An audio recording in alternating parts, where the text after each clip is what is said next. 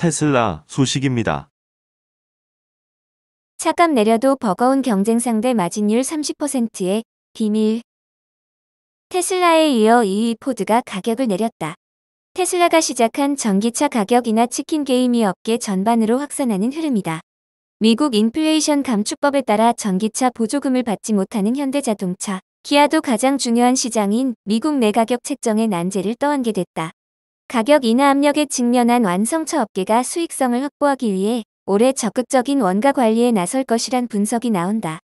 31일 완성차 업계에 따르면 포드는 30일 미국 시장에서 머스탱 마하이 가격을 1.2에서 8.4% 내렸다. 포드가 전기차 가격을 내린 것은 테슬라에 대항하기 위해서다. 이번에 차값을 내린 마하이는 테슬라 모델 Y와 비슷한 크로스오버 형태 차종이다. 앞서 테슬라는 차값을 내리면서 모델 Y 또한 66,000달러에서 53,000달러로 약 25% 인하했다. 이 조치로 모델 Y는 일하의 세단 세액 공제 기준인 55,000달러 아래로 내려가 보조금을 받을 수 있게 됐다. 마하이 판매 목표를 작년 78,000대에서 올해 27만 대로 3배 이상 올려잡은 포드로서는 발등에 불이 떨어진 것이다. 마린자자 포드 전기차 사업 부문 최고 소비자 책임자는 가격 인하 직후 우리는 그 누구를 만나도 피하지 않을 것이라고 강조했다. 포드는 미국 전기차 시장 점유율 약 7%로 1위 테슬라에 이어 2위 브랜드다. 그 뒤를 기아, 현대차, 쉐보레 등이 잇고 있다. 테슬라가 일으킨 전기차 시장 가격 전쟁에 2위 브랜드까지 참전하면서 완성차 업계 전체가 차값 인하 압력에 놓이게 됐다. 하지만 기존 완성차 업체들이 테슬라에 대항해 끝까지 가격 경쟁을 할 수 있을지는 미지수다. 기가프레스로 대표되는 제조혁신, 온라인 전용 판매 등을 통해 자동차 업계 사상 최고 수준의 마진율을 확보한 테슬라에 비해 기존 업체들의 효율성이 크게 떨어지기 때문이다. 판매 1위 도요타와 사상 최대 실적을 기록한 현대차 그룹의 지난해 영업이익률은 10%를 밑도는 반면 테슬라의 영업이익률은 16.8%에 달했다. 테슬라는 가격을 추가로 내릴 여지가 있다는 의미다.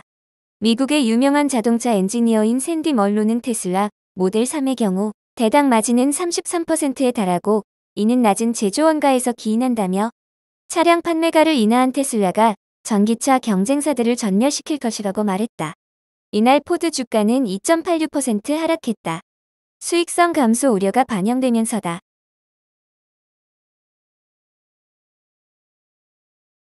애플 소식입니다. 맥북도 접나. 2025년 20.5인치 폴더블 노트북 출시. 애플이 2025년 출시를 목표로 20.5인치 폴더블 노트북을 개발하고 있다는 소식이 나왔다. IT 매체 맥루머스는 31일 디스플레이 분석가 로스 영의 트위터를 인용해 이와 같이 보도했다.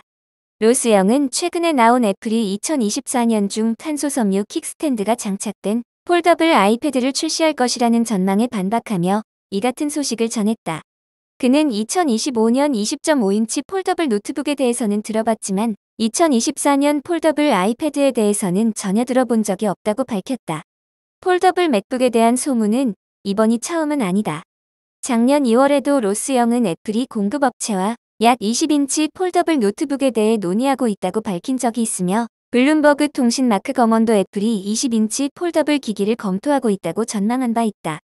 로스 영은 애플이 화면을 접었을 때 풀사이즈 온스크린 키보드가 있고 펼치면 외부 키보드와 함께 사용할 수 있는 일종의 폴더블 노트북을 여전히 검토 중이라며 이 제품은 완전히 새로운 제품 카테고리가 될 것이라고 밝혔다. 마이크로소프트 소식입니다. 화제의 챗GPT, 유료화 검토. 최근 화제를 불러오고 있는 인공지능 기반의 챗봇 챗GPT가 유료화 모델 도입을 검토하고 있다고 비즈니스 인사이더가 29일 보도했다. 챗GPT 개발사인 오픈AI는 유료화를 염두에 두고 기존 버전보다 좀 더 정교한 버전인 챗GPT 프로페셔널 개발을 논의하고 있는 것으로 전해졌다. 만일 유료화를 한다면 월간 구독료는 약 $42 수준에서 정해질 것으로 추정됐다. 다만 아직 서비스 도입 초기 단계로 사용자들의 검색 경향과 주제 등에 대해 더 많은 자료를 수집하기 위해 무료 버전을 더 오랫동안 유지할 가능성도 크다. 마이크로소프트로부터 수십억 달러의 투자를 받은 점도 오픈 AI가 유료화를 미루고 제품 개발에 좀 더 집중할 만한 시간을 벌어줬을 것이라고 매체는 추정했다.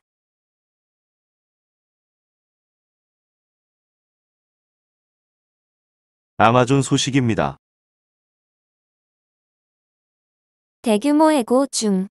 로봇 식료품점 관련 직원 감원.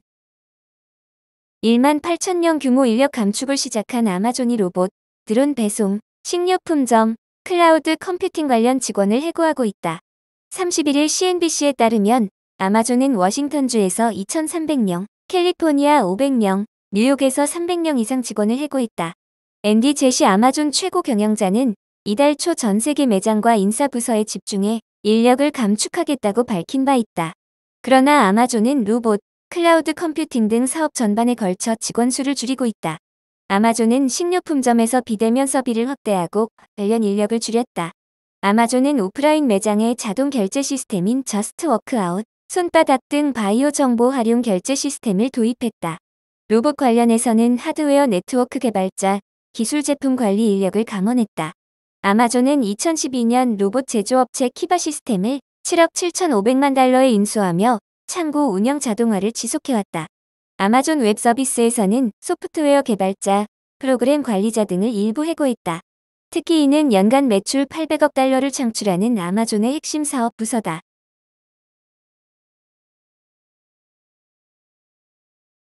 구글 소식입니다.